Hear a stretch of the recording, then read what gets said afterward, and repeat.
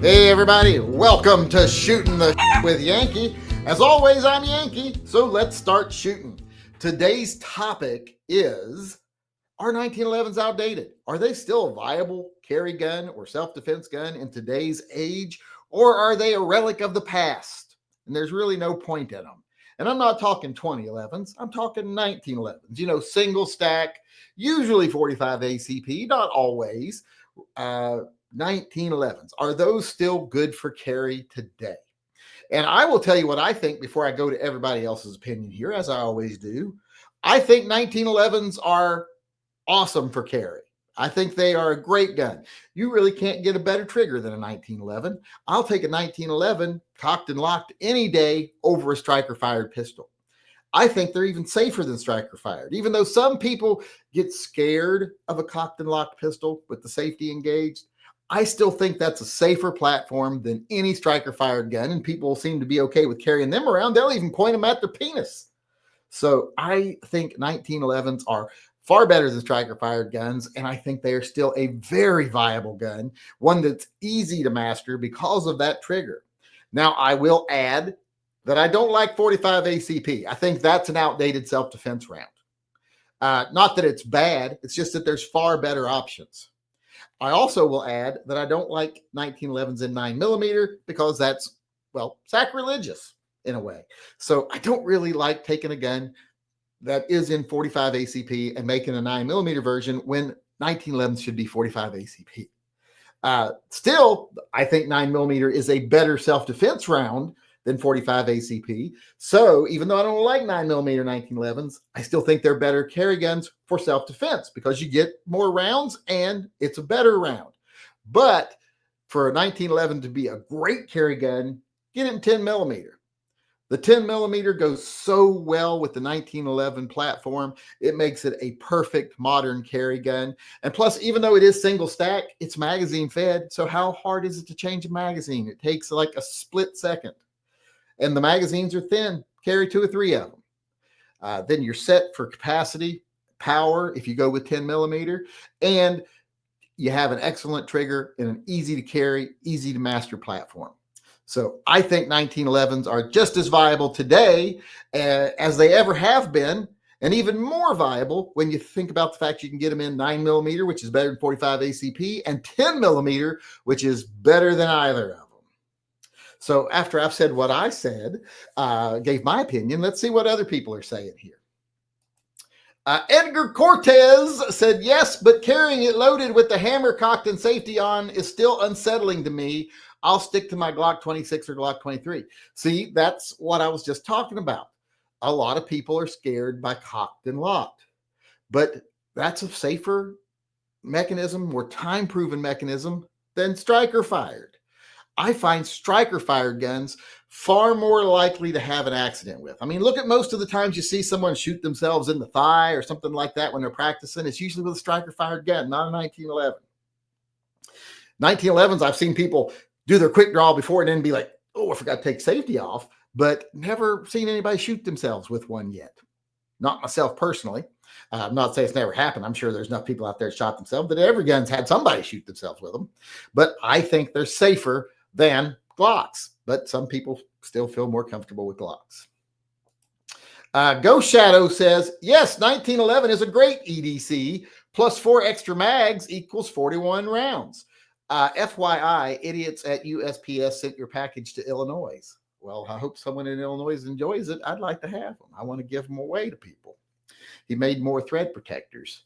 Oh, and by the way, if you want a thread protector already, it's in the mail on the way. My son dropped them off Saturday at the post office, and they should have gone out today. So I think he has tracking numbers, too, in case things get lost. John, a hose poster, everything else went, too.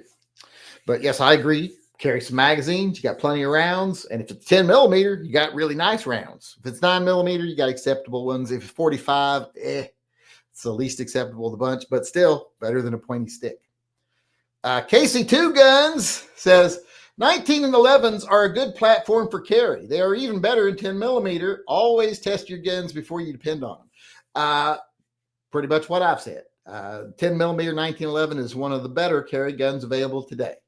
I still stand by them. Platform is excellent. The caliber is excellent. So good point. And yes, you should always test your guns before you count on them. That doesn't mean go out and have to run 1,000 rounds through them because you got to break them in. That's just not a thing anymore. But go out, run a couple boxes through it, make sure it works. And especially make sure you run your carry ammo through it. Make sure it works. Because sometimes some ammos don't work in some guns. I had one of my guns that for some reason Fort Scott just will not work in because the way they're shaped, it causes the round to catch up on the inside rim of the chamber. So can't shoot Fort Scott in it. Anything else, fine. Fort Scott in every other gun I own, fine. But that gun in Fort Scott just don't work. So always test your carry ammo in your gun. John Heasley. Yes, still viable. Make me a car magnet. I assume he's talking about making a car magnet of the new possum design, which is that one right there, the North American Armored Assault Possum. And yes, I know it's not a possum. It's an armadillo. That's the whole point. They call semi-automatic rifles assault weapons when they're not. If we use the same mindset to name animals, that'd be a North American Armored Assault Possum. So that's why I did that design. And yes, I will make a magnet out of it after I get some more designs up. Aaron Talks Firearms says, of course they are. The 1911 is the greatest semi-auto handgun ever made. I broke that line up weird there, didn't I? They are one of the better designs ever made, I will have to say. I do like 1911s. I like Berettas more, but if you look at my wall over here, there's a lot of 1911s because I like 1911s, and a lot of those 1911s are 10 millimeter. One of them's 9, but that's my son's. That was Aaron Talks Firearms.